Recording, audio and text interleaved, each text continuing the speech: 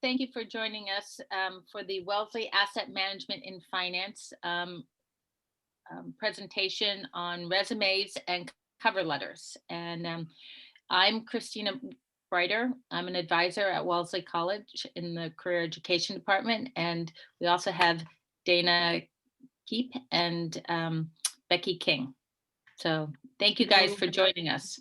And now I will turn it over to Becky and Dana, who are going to start with the resumes.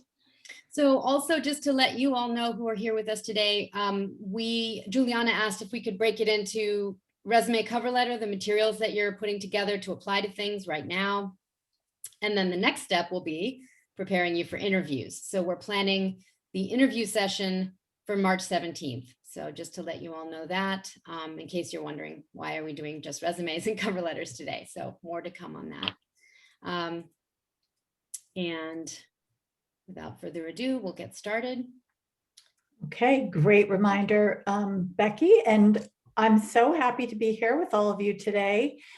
And obviously, you know, you've probably gotten a lot of advice already on resumes, and you've heard a lot of people talking about them, and we have a lot of information on our website.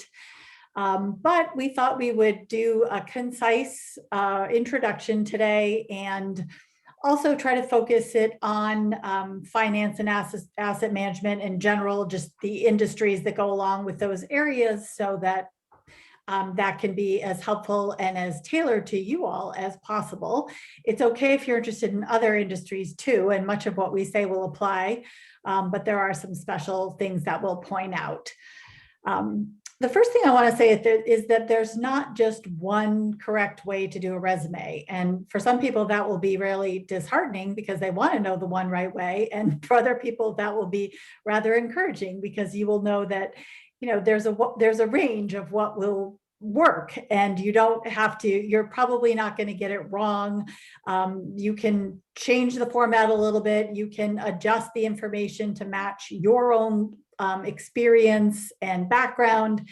So, and know that if you show your resume to, you know, Christina, Becky, and me, you might get 3 different pieces of feedback on it, and that's okay. You would want to take all that information and then look at it and say, what really makes sense for me, and how do I want to introduce myself to someone? So don't get unnerved if somebody says one thing and someone says something else. Certainly at Career Education, we have some common themes and some common recommendations for you, and that's what we would like to share today. So the first thing I like to say, as I previously mentioned, is it is a way to introduce yourself. It's not a list of every single thing you've ever done and won in your entire life, though sometimes it starts off that way. And we do believe you should keep that list. Keep a list of every experience, every job, every volunteer role, every internship, particular courses that are very meaningful to you, maybe events or travel that was very meaningful to you. It's good to have kind of, I call it the master list. And it's from that master list that you will choose and select items to introduce yourself to a particular company, a particular recruiter, or a particular program or a fellowship that you might apply for, or something like that. It's generally good to think of it as highlights, just not every last detail, but highlights or selections. And you're thinking about academic experiences, extracurricular experiences, or ones that are professional, whether or not they are paid or unpaid. If you are volunteering for a nonprofit or for a campaign or doing something that is volunteer work, that's still really good experience, and it doesn't matter whether it was paid or not. And you may have learned things in some of your volunteer roles that are actually very applicable to finance and asset management and other financial types of industries. Some people really like to think about their resume as a marketing document for their personal brand. Some people don't love the word personal brand. Some people find it really easy to think of themselves that way. So whichever way you fall into, it's okay. I like to think of a personal brand as just the fact that I'm unique. And while I may share certain skills with other people, and I might have had similar experiences to other people. I'm still the way that I employ those skills and the way that I think about my experiences and my personality and what I want to offer and my goals, that's unique to me. And so what you're trying to do on some level is to communicate what you've done and also add what helps to make your take on it unique. So your resume is definitely going to evolve over time. If you are a first year or a sophomore, you're in that transition from high school to college resume, and that can be a little tricky. Advisors at CareerEd are always available to help you figure that out. Probably in your first year, you will keep your high school on your resume, and you may keep some high school experiences on your resume. Sophomore year is where it probably is going to fall off at some point. Although there could be a reason to keep it on a little bit longer. For example, if you were going back to your hometown and you want someone to know what you were involved in high school, because that might relate to an internship opportunity in your hometown. So you want to make sure they know that you went to that high school. Sometimes private schools or even public schools have very good networks as well. So sometimes it's helpful to keep your high school on there for a little bit longer, but eventually you won't have space. So what you're doing now is probably making that transition. Okay. General guidelines, and we have this on our website, are just a place to start. Many of you maybe have seen or tried to do resumes that have colors or different fonts or more of an artistic approach or more of a design approach. For the fields that you're talking about in your club right now, we're recommending more of a straightforward, kind of clean and clear approach. So I have a template on the next slide, but for now, a simple, clean font. The idea is that you want people to read your resume easily and clearly, and you don't want them to pause and furrow their brow and say, what does she mean by that? Or, what does that acronym stand for? Or I can't tell when she did that. When was that internship? You want all of that information to be presented as clearly as possible so that someone can just read your resume and get a sense of you. Your resume is, number one, a sample of your writing ability and your attention to detail, really. It would be a mismatch if you were noting under one of your experiences that you were able to create documents or PowerPoints or do research and in Excel, and then have a number of spelling errors in your resume. That would definitely make someone wonder if that was really true. So it does have to be a document that you take very good care with and make sure that grammar and spelling are perfect. If English doesn't happen to be your native language, you may want to have a couple of people review it for idiomatic expressions. And also, when you look at it a ton, sometimes you can't see spelling errors, even in something really obvious like your name or Wellesley or something like that. So another reason to have a couple of extra people look at it as well. Often in high school, people do use personal pronouns in their resumes. I've seen that a lot more than not. But when you get to college, really the standard format is this weird thing where they're not complete sentences, but you write them starting with the verb. So organized conference for members of Wellesley Asset Management and Finance Club, or starting with verbs: organized, researched, communicated, wrote, calculated, things like that. But you don't start with I or we. You can say member of a team that did whatever, not we. Okay, so concise, yes, for all of you, you're going to have a one-page resume, even though your master list that I talked about before might be longer than one page. So being concise is very important. You want people to, again, hit the highlights and not have too much detail. And if you're struggling to know exactly where that line is between too much detail and not enough, we're here to help with that. Consistency is important. You want to have a consistent format, whether it's capitalization or bold or all caps or where you put your dates.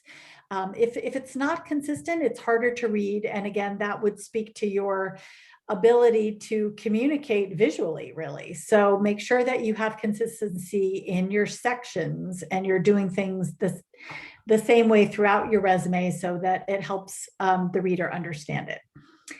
Generally, we go reverse chronological order. So your most recent experiences first. You're going to start with education, but then under the experience section, you're going to do your most recent experiences first and go backwards.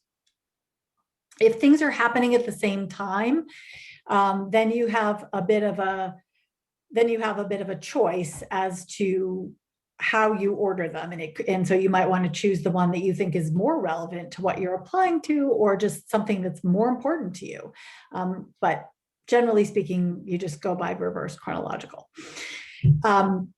And tailoring resumes. I get a lot of questions about people who say, well, should I, I'm applying to 7 different places. Should I have 7 different resumes? And I think our general answer to that is that would be too many.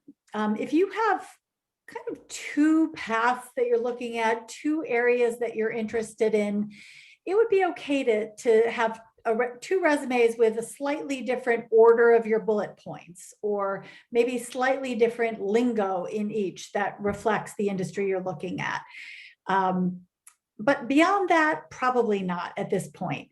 So generally speaking, you're going to do more tailoring of your cover letter than your resume. But if you have 2 interests that aren't exactly, that do appear to have different keywords or maybe different goals, then it might be okay to have 2 different resumes, one that's more finance focused and one that's more business in general focused or something like that. And you can also use your categories to communicate that. Okay, so this is a partial resume. You can see that it's not long enough. So we're going to show you some samples later, and we do have more samples on our website. But this is a very clean font, very clean layout that I generally start with for most people who are doing things that are not design and artistic related. Well, I've done a lot of work at Harvard Business School, and this format is very similar to what they use there. And I think I think it's a good format because it's very easy to read. So, obviously not looking at the words resume and layout, but starting with your name, your email address, your phone number. You can put your LinkedIn profile there as well. I like to have the section holders in the middle of the page. I like things that are symmetrical, and I like that being centered, but some people don't. That's a matter of taste. And so I generally have advised people to put those words in bold, but not all caps, because the things that I want to see in all caps are the things that are unique about you. If I have 20 resumes on my desk, I want to be able to look at one and say, oh, right, that was the Wellesley College student, not, oh, that was the education experience student. I mean, those are the words that everybody's using. So you want to put in bold and all caps the words that relate to your school and your experiences. Generally speaking, under your college, you'll put, as you see in this example, your major, your minor. If you haven't declared it yet, that's okay. You probably will be putting most of you can put a club, you can put a team under this section too, if you'd like, or maybe you're going to have that under your experience section. Also, people want to know, should they put coursework or relevant coursework, or a phrase like relevant coursework includes? As a first year or a sophomore, you might want to do that, especially if you haven't declared your major yet. You can always choose one too and change your mind. If you put it on a resume, you're still allowed to change your mind if you change your major. I think it's okay to include some of your entry level courses when you're a first year student, but as you progress through Wellesley, for example, if you're majoring in econ, you don't want to put intro to macro and intro to micro, because everyone who majors in econ will take those courses. Maybe you have taken a lot of courses in, Latin American history or East Asian studies or something like that. So that's what you might include there, because that helps differentiate you. This person is an econ major, but also has a geographic area expertise. Maybe you've taken a lot of language courses and you want someone to know that you have that language expertise. Or maybe you want someone to know that you also have interest in some humanities courses, and that makes you an interesting person. Or that you've taken a ton of math and data science related courses, because that's adding to your quantitative skills. So think carefully about the courses you might include and make sure that you're not just including the obvious ones that someone would guess from your major. And as you get further along, junior and senior year too, you might be taking some very specialized courses in your major, and those you could include because that shows your particular interest within your major. Okay, so let's say that this person on this resume had worked for the Wellesley Alumni Association.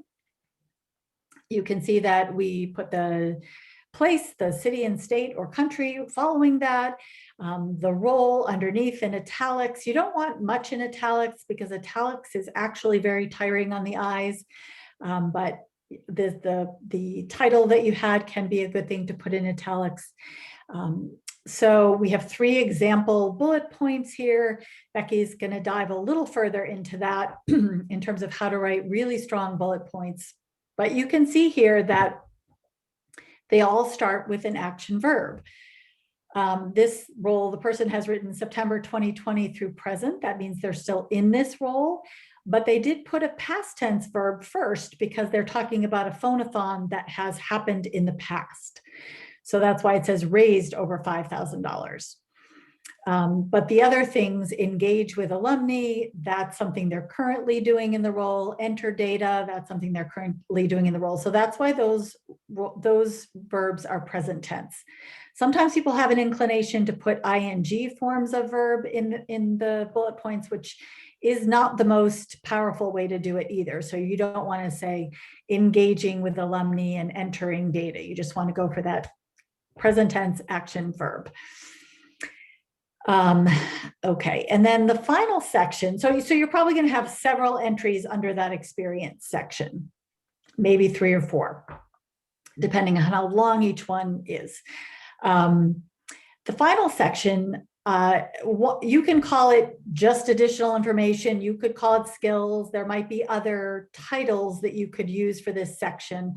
Skills and additional information usually covers a lot as far as I've seen. And some of the examples, you don't have to put all of the things that are listed on this sample here, but some of the things that might go under there are computer skills, very technical skills, coding languages, foreign languages, sometimes even musical skills and accomplishments, because people know that music requires a lot of discipline. If you don't put your athletic achievements under your college entry, you can include some of them down there in the bottom section. If you have some interesting hobbies that you wouldn't mind someone bringing up in an interview as a way to start a conversation, you could put them under there. I think that, running and reading are great hobbies, but those aren't really ones that people are likely to bring up. So you might put something if it's a little bit more unusual or specific. That's what people are more likely to say, oh, interesting, you won a juggling competition. Tell me more about that. How did you get interested in that? Or something like that. If you have unusual travel experiences or you've just been to many countries, you can also include that in this information, particularly if you're applying for, probably internships are mostly not going to be this way, but later on, if you're applying for a job with a multinational company and you want to show that you have experience traveling and living or visiting other countries. And the final category is some of you may have participated in a conference or diversity days or an event or a program through a high school group that you were involved in or something. But maybe it was just a 2 or 3 day event and you don't feel that it deserves a whole section under experience. You can always have a line about it, describing it under skills and additional information. And that might be a great, a great way to include it without having to devote so much time to it. I can see that there's a question about relevant courses that would go under Wellesley College. And yes, if you've taken some classes at MIT or somewhere else, you can also include those in the education section.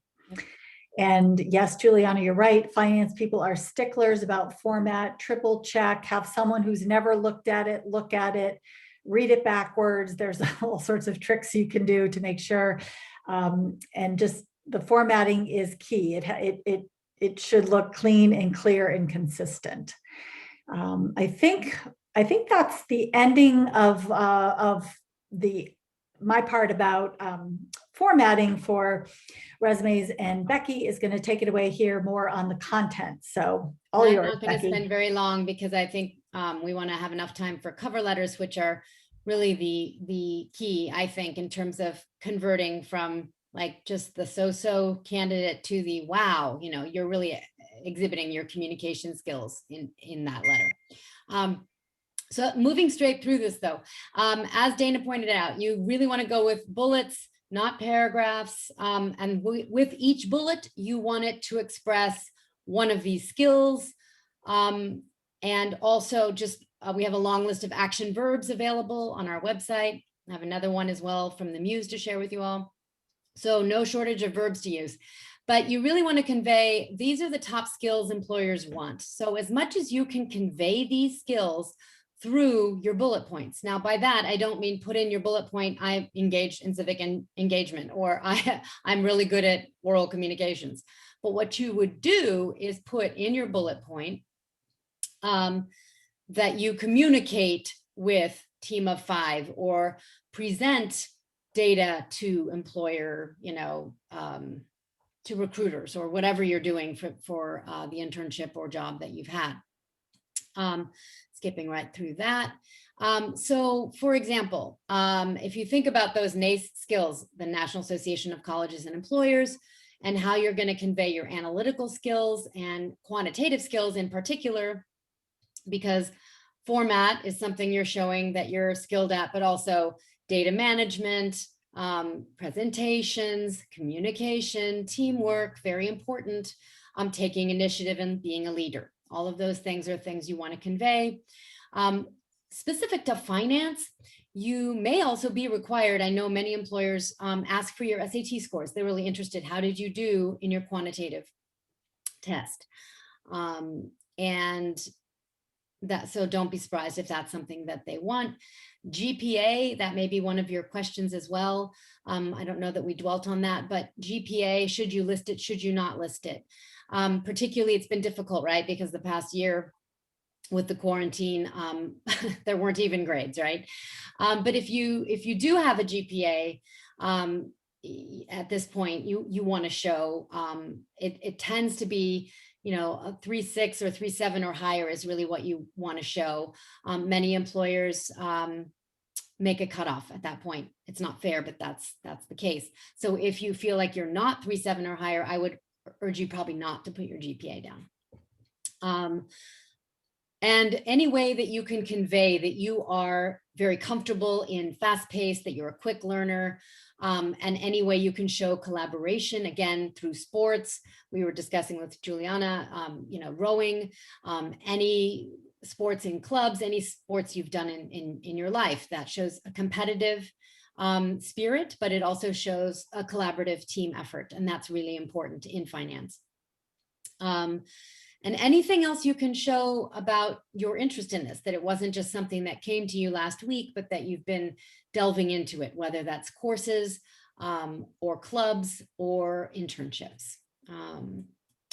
So the action verbs, and I won't click on it right now, but I can reverse back to this slide later and open up the list. It's a very comprehensive list here. And it breaks it down by each of those sort of skill sets that, so you can sort of say, I need to show leadership, go to this list for that. We asked Laura Bruno to share with us any particular tips that she thought would be helpful. She works at BlackRock. She's a Wellesley alum. And she shared with us, make sure that you're showing what you did, how much, how frequently, where you did it, why was it important, how did it add value, how it made a difference. You may not be able to show all of that in your bullet points, particularly those of you who are in your first or second year at Wellesley. Do not feel stressed about this. You're just starting out, but it is something to work towards and to be thinking about down the road for your resume strategically. So what that would look like in terms of what is describing the job responsibility, and how frequently and where. That would be contextualizing it, like within this team, I did this. Why did I do it? This was the impact of the task. And how did I do it? Distinguishes your performance qualities and things that you improved. In other words, this. So as an example, we wrote, training program and facilitated onboarding for 20 plus, quantifying, as that's very important, quantifying for Geneva and Zurich based employees. Why was this important? Because it ensured consistency and guest service model. And what was the result? It resulted in firm-wide implementation of new standards, blah, blah, blah. So, and again, we have more of this on our website. So if all of this is coming at you too quickly, we have a lengthy explanation on our website about how to think about your bullet points. But I do think that just as a quick snapshot, think about it this way. Instead of participated in retreat or assisted with annual corporate retreat, which sometimes you may feel this way as a volunteer or an intern, that you're not a leader or a manager of something, so you just write assisted, try to vary it up. And if you can show those skills, and again, this is where those action verbs come in, collaborated with a group of 4, be specific, to facilitate annual corporate retreat for 200 employees. That expresses the team player aspect. And instead of just attended sales meetings, presented product insights to 12 clients, again, quantify, because that helps me contextualize it, in monthly sales meetings, and that shows your communication skills. So hopefully, and this is just another example of how you might, and I know Dana had this up earlier, but if you're working for the Alumni Association, oh, well, it's not really finance, aha, and yet it's fundraising. And so you can focus in on your attention to money and managing money, because that is, after all, what you're interested in. And so raised X amount of money. You've seen this example before, but just to reiterate it, engage with alumni and enter data, and so on. If instead you were with the culture club, one of the culture clubs, okay, and you're an events chair and you say, oh, snap, I'm not, treasurer, that's okay. You might want to aim to be treasurer next time around, but as events chair, even, you can point out how you raised money, $2,500, to relieve after the earthquake in Haiti and rebuild schools, and that you collaborated with the treasurer to manage the finances and create and stick to the budget, because ultimately that's really important. And any sort of marketing presentation things, those are also very important. Moving on to Christina and cover letters. Okay. So typically when you send out a resume, they also frequently ask for a cover letter. And a cover letter, many people get highly anxious about writing a cover letter. It's probably one of the first times that you're really sort of marketing yourself, and it seems, I don't know, difficult, creates anxiety, but it really shouldn't. You guys have done this. You guys are pros at this. A cover letter is just a 1-page essay. The only hard part about it is what I suggest everyone start with, which is the first, sit down, think about what are your 2 or 3 skills that are your strengths, the things that you bring to any job, any internship, any team event. whenever you show up, what do you consider are your strengths? You want to think about those first, and then I suggest you go and you look at the job description. Look at what the internship um, or job is looking for. Most of them will be looking for similar things, but the key is to pick out the buzzwords. And what you want to do, as from this diagram, you want to find the intersection of your strengths, and you want to use for what you think they're looking for and use their buzzwords. So you have those in hand, and then to go write your one-page essay, could you go to the next slide? Yep. Thanks. It's going to be structured just like many essays. You're going to have your first paragraph is going to be an introduction. Then you're going to have a 2 to 3 paragraphs of the body of your essay. Then you're going to have a conclusion followed by your salutation. In the introduction, I think of it typically, here's a structure for you to follow. Obviously, you guys can vary it out in any way, but think of in the intro, you want your first sentence to tell them what you're applying for, the name of the position and the name of the firm. So it's something along the lines of, it's with great enthusiasm I submit my application for the summer internship at Morgan Stanley. Then you go, the second sentence, you're going to introduce yourself. However you choose to introduce yourself. Frequently people say something, I'm a first year, second year, third year, fourth year student at Wellesley College, majoring in economics, minoring in whatever, if there is something. And maybe there's even some additional information thrown in. The third sentence is going to be addressing the question of why them? Why this role, or why this company? You want to find something about the position, the role that interests you. Why'd you pick it in the first place? What made it stand out to you? And you find some connection. It does not have to be a person. It could be their mission statement, the type of work, the corporate culture, whatever. It is something that attracts you to that position. So you're making a connection with them. The fourth sentence, which is your most important one, is your thesis statement, which is going to be why you. You're going to take those 2 or 3 skills that we talked about in the beginning, and you're going to come up with your thesis statement, probably more eloquently than this, but given my strong analytical and communication skills, coupled with my collaborative team approach, I believe I'm a good fit for this position. So you're going to tell them what skills that you offer to them, and confidently saying that you believe you're a good fit. Then the body of your essay, just like in any good essay, you're going to prove now that you have the skills that you just told them you had in your thesis statement. The key here is that you're going to show them, not tell them. You're not going to say, I did this, I did this, I did that. You're going to walk them through an example of how you worked on a project and you use your analytical skills or your communication skills to lead to a good result.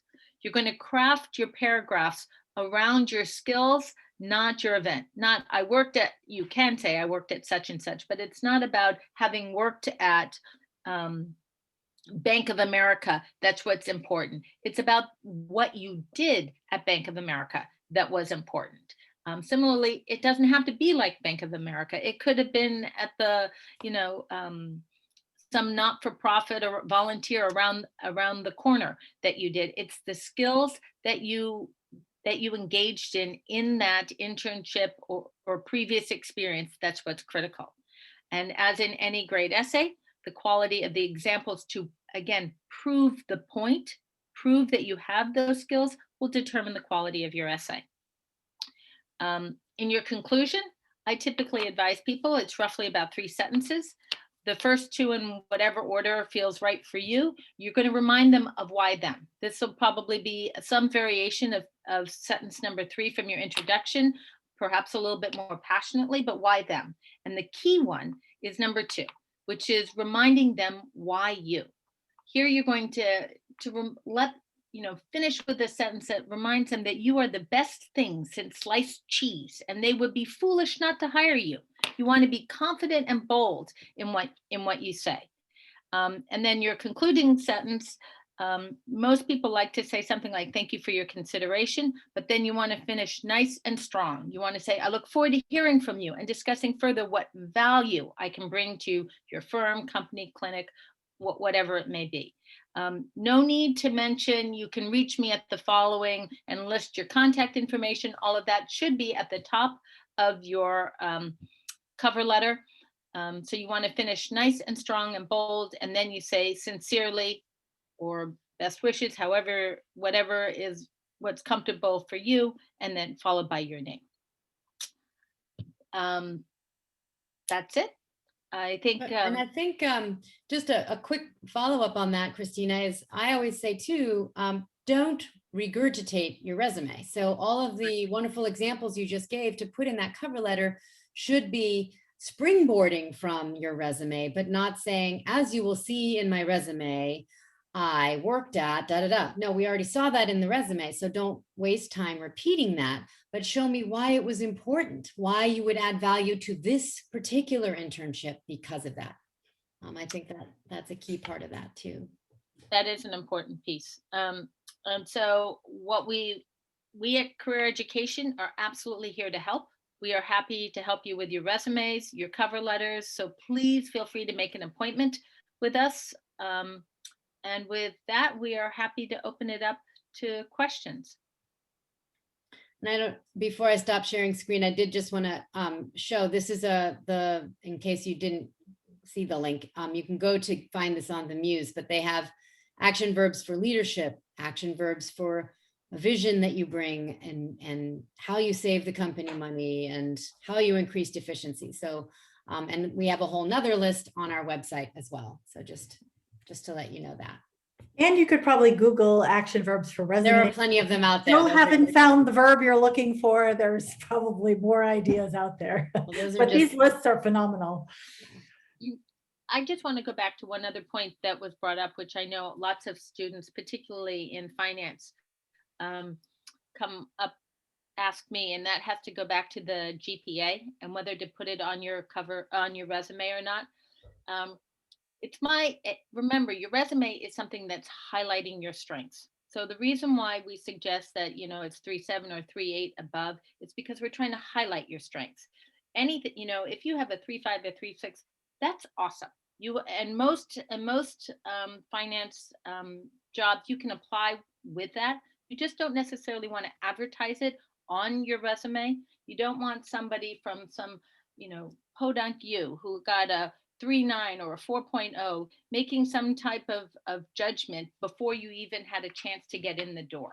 So it's only, do not feel bad, if you don't feel like yours is strong enough to put on your resume.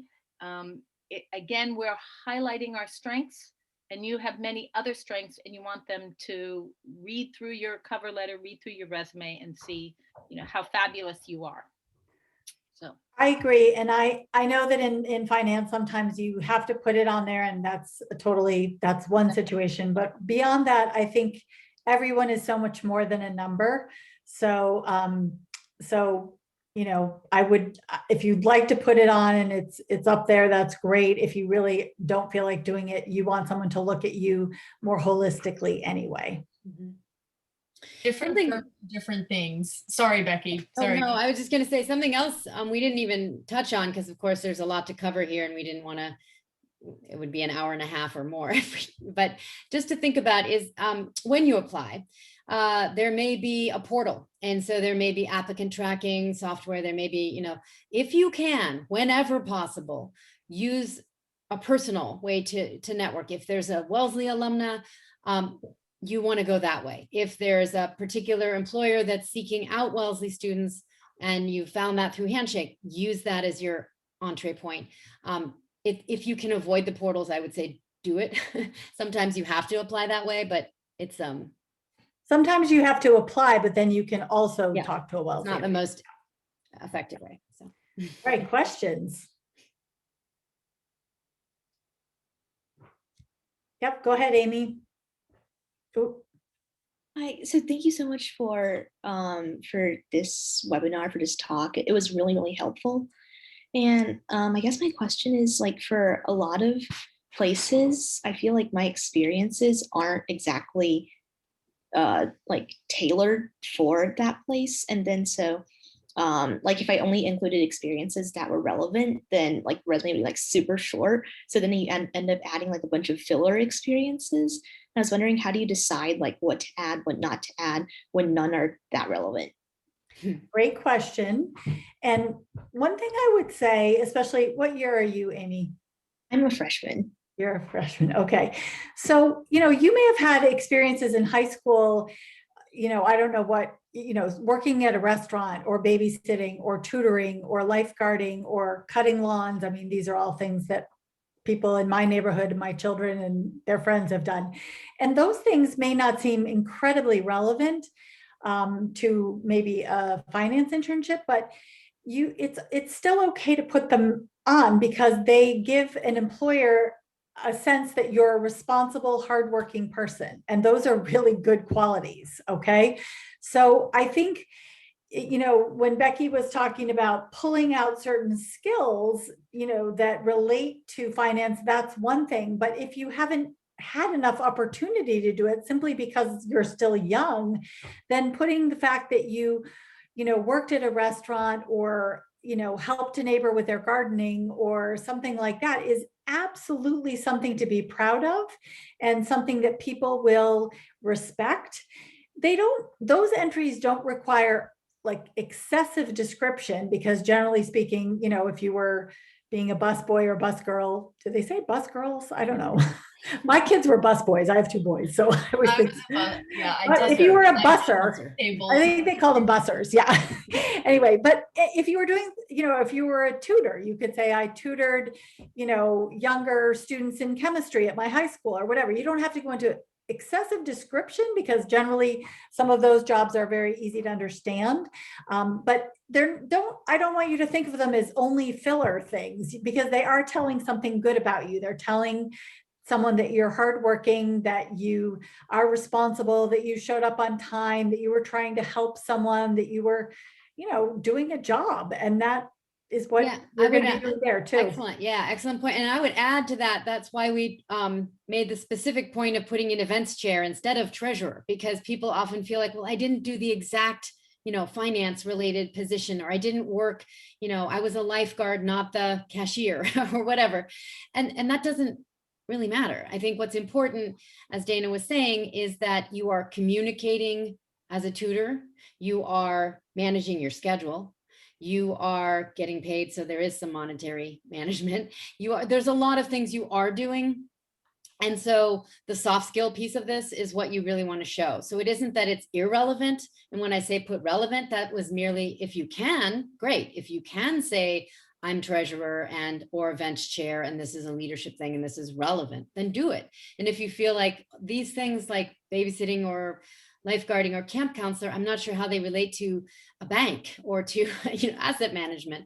And so they can go on your resume under additional experience or educational teaching experience, whatever it may be. And it's still there and it's still showing with those bullet points, the soft skills. So don't get hung up on. Yeah, I think for first years and sophomores, you're probably just going to have one experience section, but as you move as you grow up, you might have something that says finance experience and additional experience. So we can talk about that later. Don't worry about that yet. Becky and I talk to alums. So even when you graduate, you can come back and make an appointment with Becky or me, and we can worry about that stuff then. Okay. Other questions? Also, I think it's important to, realize you're here at Wellesley because you did a lot of civic engagement, a lot of volunteering, a lot of leadership as a student, a lot of other things. And you may not have been, as a sophomore in high school, set about, I'm going to do finance, so I'm going to, this summer, I'm going to, work at a bank or whatever. So anyway, so don't worry about that. Put the things you have done. And as you progress, and as Dana was pointing out earlier in this presentation, things will drop away. You will eventually not need to list class president, at your high school, because you will have been a campus leader in the last few years at Wellesley. So, any other questions, because we covered a lot and we did it pretty quickly to allow time for you to ask, things that you may be wondering. My son just graduated from college, but he kept his restaurant summer work on there for a long time because he thought people really respected that, by the way. Which And they he do. just, now that he's just got his, he just graduated in May, so he decided he couldn't fit it anymore, but. That's a great point. I think one of the things that I think both Becky and Dana were alluding to is don't minimize what you've done, because that can be what you've actually done in your experience can be also way more valuable than if you have like a big name on your resume, but you've shadowed somebody. So, you just followed them around. That may sound or look good, but it's really, what did you actually do? And so if you are tutoring somebody, or you may have a lot more responsibility and a lot more things that you have done than if you just walked around behind somebody carrying their files and sort of. Yeah. Because ultimately, and I'm sure, Juliana, you've already through internships seen and heard this too, employers want someone who is intuitive, that has a high has a high EQ, and can read the room and figure out what needs to be done, and not someone who waits to be told what to do, who needs a lot of guidance. So if you can show independently through other jobs you've done, don't get hung up on the fact that it has to be accounting, or it has to be something with math, or it has to be, it doesn't. They want someone who will hit the ground running, be a quick learner, and just sort of intuit what might need to be done, and communicate and ensure that is what, is wanted, obviously, but, to do that. Yeah, I mean, a lot of internships sometimes don't require even econ majors or finance majors. Personally, I recommend looking for those opportunities, because then you'll meet a pretty broad set of people at the firm. Like my managing director this past winter, she was an art history major, so she and I always had art to talk about. She would send me like the virtual museum exhibitions. So don't think that just because you're going into finance, those types of humanities conversations don't take place either.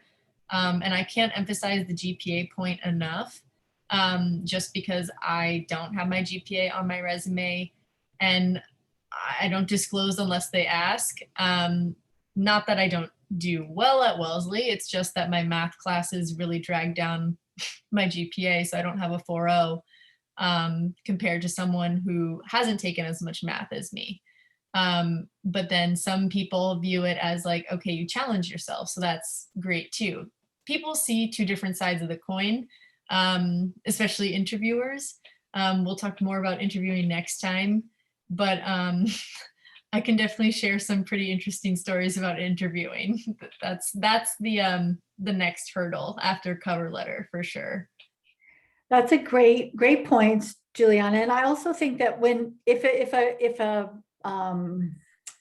a company is going to hire a group of people, they probably don't want to hire 20 econ majors. They want it to be a little, they want an interesting mix. So I would never want anyone to say, oh, I, really don't like my econ classes, but I want to major in econ because I want to work at that place. I mean, you have much more to share if you're majoring in something that's interesting and you're curious about it, and you can talk to someone about it with enthusiasm. And we all know stories of there are endless examples of classics majors who are working at banks, and math majors who are teaching English. I mean, they're Becky and I talk to them all the time. So never feel that you have to pick something you're not interested in, or that whatever you choose for your major is going to determine the course of your life. Yeah, and a lot of the times the interesting things on your resumes are what end up being the interview. So the more interesting stuff that you can slap on there, the better your interview might go. Because I found that there was a guy who asked me about crew. We ended up talking about crew for 20 minutes, and then I went on to the second round. It's not like he asked me a technical question. We just talked about a race and I knew what it was and whatever. Or we talked about art, or like there are ways that the interview can become less stressful if your resume is able to really show who you are. And if you've worked for a nonprofit too, like don't minimize that experience either, because when you work for a nonprofit, sometimes you're saddled with a bunch of work because there's not that many employees. So don't minimize your unpaid experiences either, because sometimes, you learn so much quicker when you're saddled with that much more work. I have definitely spoken to students who said, oh, I can't put that on my resume. I wasn't paid for it.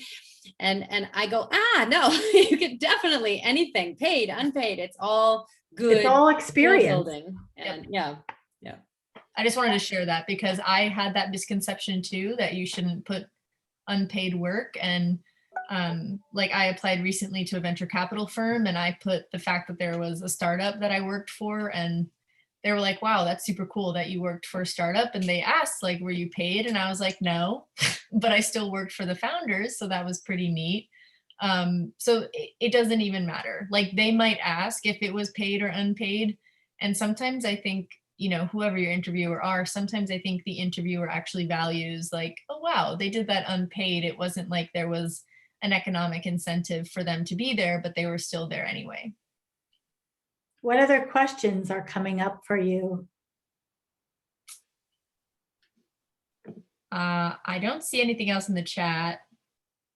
I think, a sneak peek at the interviewing is building on what you said, Juliana, is, you want to put down maybe something a little unusual under interest, as long as it's something you can speak to. You do not want to pick something you think sounds cool and you tried it once, right? So, because you'll probably be asked about it and they'll say, so tell me about that rock climbing. Well, it was a friend's birthday party. I just went once. You don't want that to happen. On the other hand, if it's a big part of your life, put it in there, because that can be a springboard for a conversation that they're trying to find out, who are you, right? Because they've got 60 applicants who on paper look a lot the same in terms of courses they may have taken.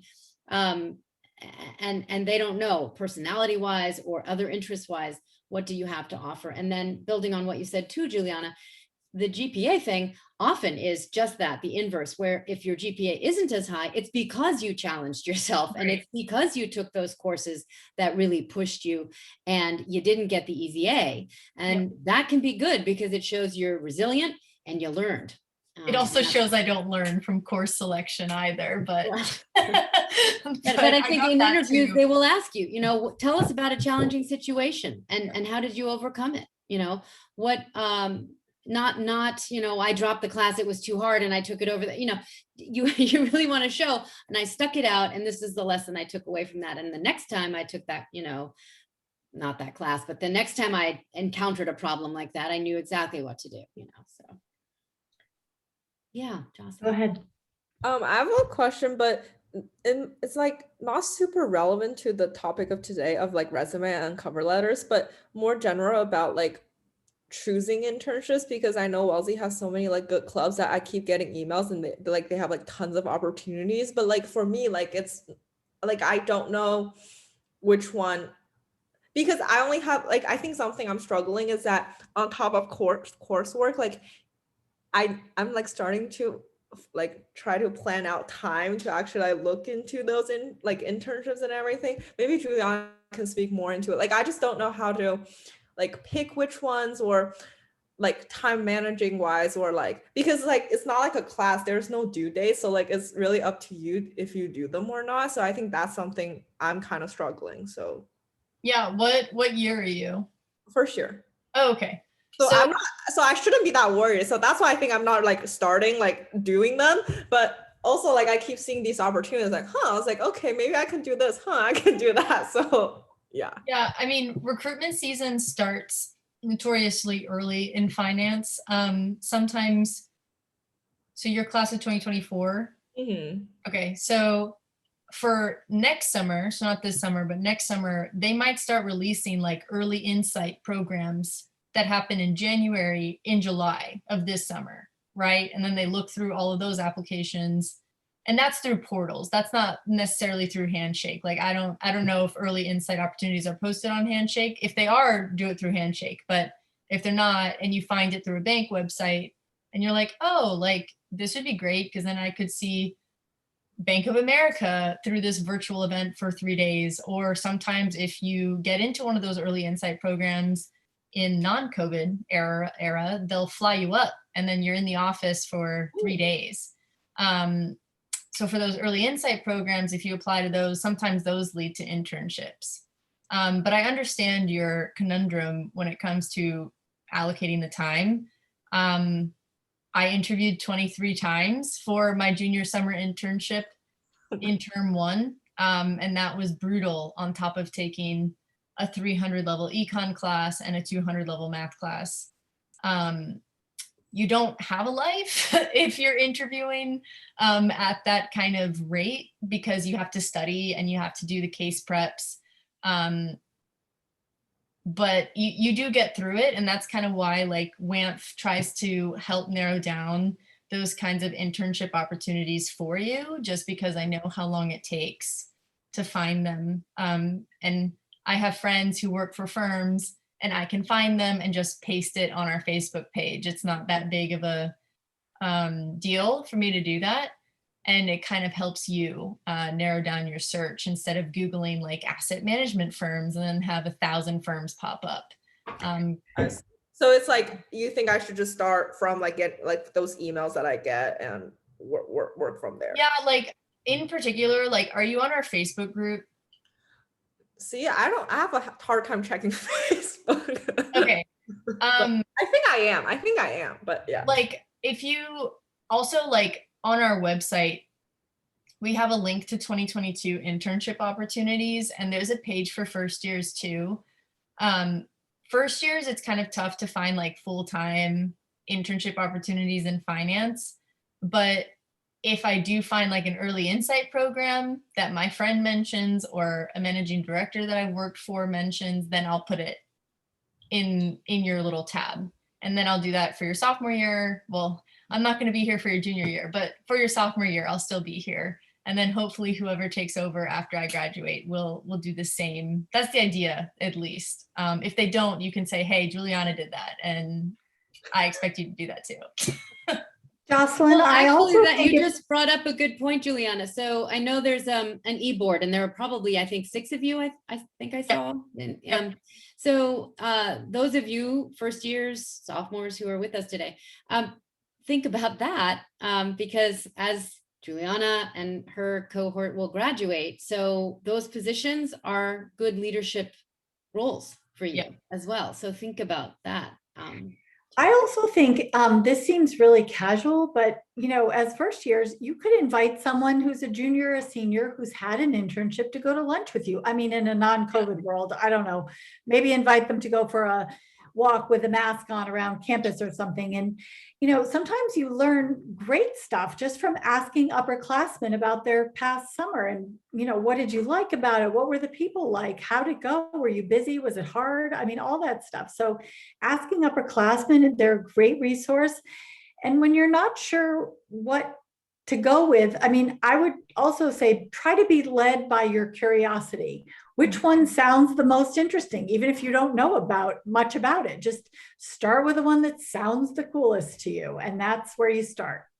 I mean, that's kind of what I did with Girls Who Invest. I was like, oh, I don't know what asset management is, but it seems interesting. I've only ever been a waitress for 2 years, but that's valuable customer service experience. So I'll snazzy up my resume to make it sound good. And then they somehow accepted me even, I mean, I had to disclose my GPA for them, but they took me anyway. So thankful for that. But, you know, I can't recommend that enough. Talking to like myself, talking to Libby Chang. I mean, she's working at JP Morgan in asset management. I'll be working more on the sell side of the bank. So I'll be working in corporate banking. You know, so then you have 2 completely different perspectives at huge institutional places. But then I also have perspective on working for a middle market firm too, that isn't Bank of America. And then once I've worked at Bank of America, I can tell you the pros and cons to that in the fall. And also you can always tap into the Hive and find alums as well. So, you know, in the last 4 or 5 years who've graduated, who are there to be mentors. I mean, Laura Bruno is helping out in the Senior Support Network, and I'm sure she would be more than happy to answer questions from first and second year students as well. So, yeah.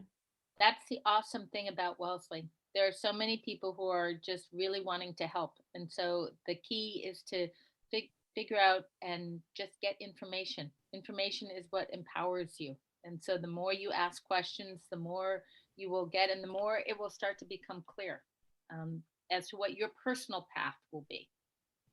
So it's a time to explore. So nothing is wrong. There aren't any mistakes here, you know. I know it's 5 p.m., but I just wanted to drop in one snippet of information before we all log off and get on with our day. But Wellesley for Asset Management and Finance is partnering with Females for Finance. And what's great about that is, you know, we're going to get invited to events with banks and with, you know, smaller middle market firms or boutique firms in all different sectors. So I'm hoping that all of that starts happening before I graduate. So then I can just, you know, send those events through WAMF, and then all WAMF members can come. And then you can also invite your friends who don't know about WAMF, so then they can become a part of WAMF too, and just make it, you know, like this web. But I'm a board member for Females for Finance now. And so I know that we're reaching out to Bank of America, JP Morgan, and all of these places, and they're coming to Females for Finance so that they can bridge the gender gap in the industry anyway. So those are going to be great opportunities in the next year. So look out for those too, Jocelyn, because if those networking events start to happen, that's where you can, you know, communicate your way to an internship too. And it'll be just in time for like your sophomore, junior year. It's wonderful that you all are here asking questions, but you know, you're in your first, well, those who answered the question, if you're first year, you still have plenty of time, and, you know, just, you still have adjustments to Wellesley, and you will have exciting adjustments next fall when life is more normal, hopefully. And so don't put extra pressure on yourself, but just keep being curious and asking questions. So next month, we'll be going over interviewing, which we love, helping people prepare for interviews. They can seem daunting. They can be sometimes grueling, but after the first few, they get a lot easier. So Fun. Yep. So that'll be March 17th. So invite your friends. Everyone's welcome. And thank you, Juliana, so much for setting this up. Thanks, Juliana. Thanks for organizing. It was great to be here. Thank you. All right. You all have a great evening. Bye now. Bye-bye.